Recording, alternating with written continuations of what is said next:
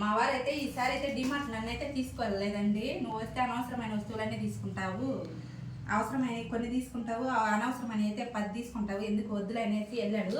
5 litres liquid bottle తెమ్మంటే 1 litre అయితే తీసుకొచ్చాడు అనమాట.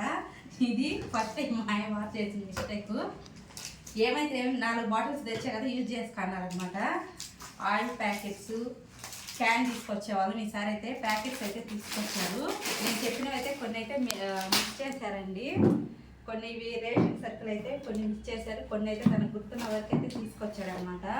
చింతపండు అవి ఇవి మర్చిపోయాడు. మళ్ళీ ఇక్కడికి వచ్చిన తర్వాత అయ్యో మర్చిపోయాను అని అయితే అన్నాడు. చూసారు కదా, షాంపులు ఇట్లా ఈ విధంగా ఎందుకు తెప్పిస్తున్నానంటే, మేము స్టార్టింగ్లో షాంపూ బాటిలే తెప్పించేవాళ్ళండి. బాటిల్ తెప్పిస్తే ఏం చేస్తున్నారంటే, పిల్లలు వాష్రూమ్లోకి వెళ్ళిపోయి బాటిల్స్ అంతా నొక్కేసి వేస్ట్ చేసేస్తున్నారు అనమాట. వాష్రూమ్ అంతా పాడు చేసేస్తున్నారు మురుగుగా. ఇట్లా కాదు, ఇట్లా చేస్తే వేస్ట్ చేసేస్తున్నారు.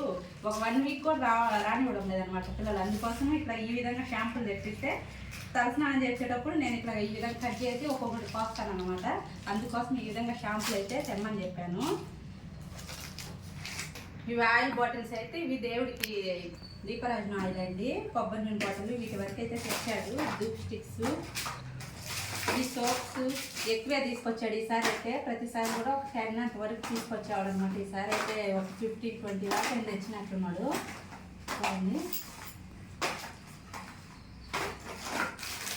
కొన్ని అయితే ఇవి అంటు సోపులు అవి అయితే కొన్ని మిక్స్ అయితే చేశారండి. ఇవి రేషన్ అయితే కొన్ని నేను చెప్పిన వాటిలో మైదా, శనగపిండి అవి అయితే మిక్స్ చేశారు. ఇవైతే కొంచెం కొంచెం క్వాంటిటీలు అయితే తీసుకొచ్చారనమాట. అయితే మాకు 1 మంత్ అయితే సరిపోతాయండి. ఇంకా కొన్ని కొన్ని ఉన్నప్పుడే ముందే చెప్తానమాట మా వారికి తీసుకురమ్మని, అప్పుడు తీసుకొస్తారు. ఇవైతే డ్రై నట్స్ అండి, మొత్తము జీడిపప్పు, అంజీరా,